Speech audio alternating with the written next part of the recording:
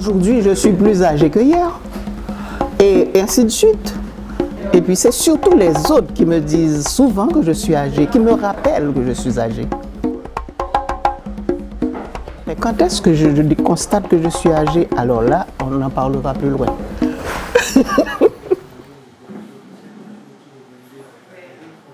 Présentement, les photos que vous voyez sous ce mur-ci, ainsi que ici, et puis on a quelques-uns à l'intérieur, c'est une exposition du ceci. Ah, ceci. Les choses qu'ils ont réalisées en Haïti depuis... Super. La Maison d'Haïti et le bureau de la communauté chrétienne, les deux sont partis en même temps. C'était dans le même esprit, réunir les Haïtiens qui étaient ici. On a senti le besoin d'avoir des lieux d'ancrage. Le Québec m'a apprivoisé à mon insu. C'est comme si quand tu es au Québec, tu deviens québécoise sans le savoir. Quand je me suis entendue un jour parler à quelqu'un et j'ai dit Stenbe, alors j'ai dit waouh, la femme est plus québécoise qu'elle le croit. Oh Seigneur, la glace là, j'ai pris au moins 2 chutes déjà depuis cet hiver. On ne croit jamais qu'on est québécois.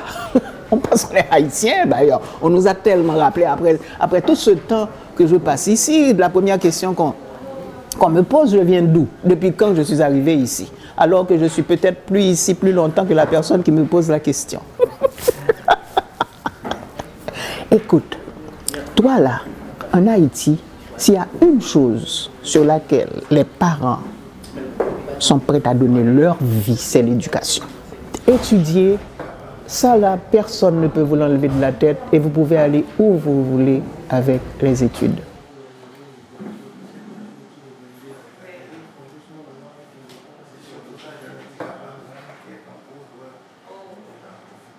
Ça, c'est Haïti. C'est le sourire. C'est pas une personne qui a des problèmes là. Hein? Un sourire comme ça, il n'y a pas de problème.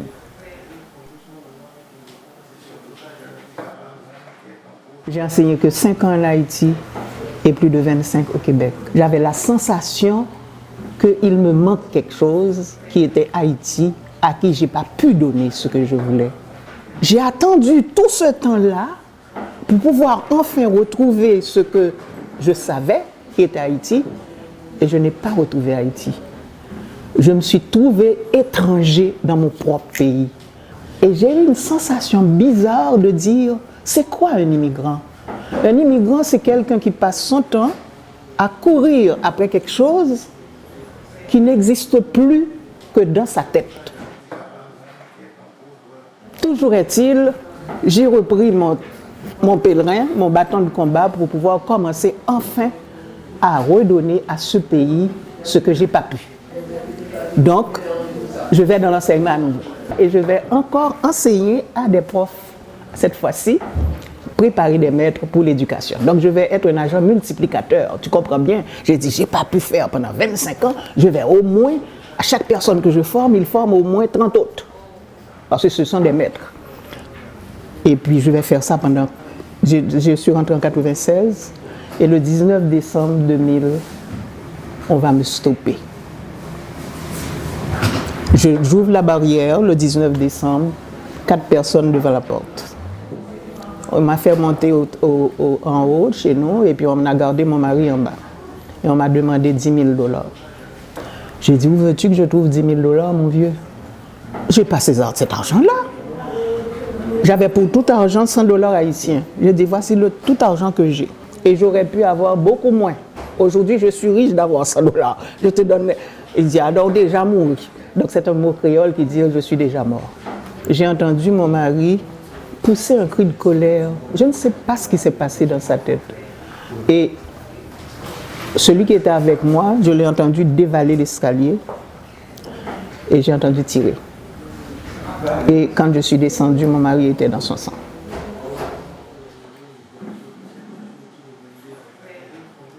Ce que je comprends aujourd'hui, que les événements en soi n'ont pas de valeur, c'est le regard que tu poses sur l'événement qui fait toute la différence.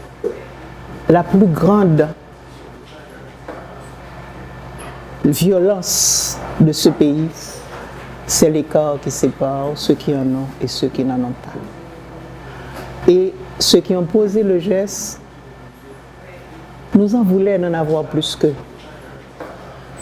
Et je ne pouvais pas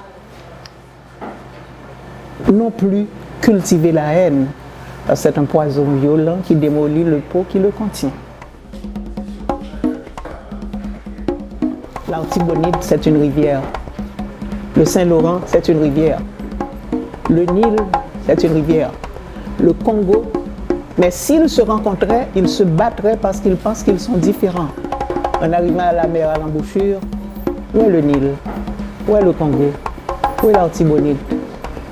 Ils sont devenus un. Et je crois que notre démarche comme être humain, c'est ça. Le jour qu'on découvrira ça, je t'assure, il n'y aura plus de pauvres, plus de riches, plus de blancs, plus de noirs. On est déjà un, mais on ne le sait pas. C'est peut-être cela, vieillir.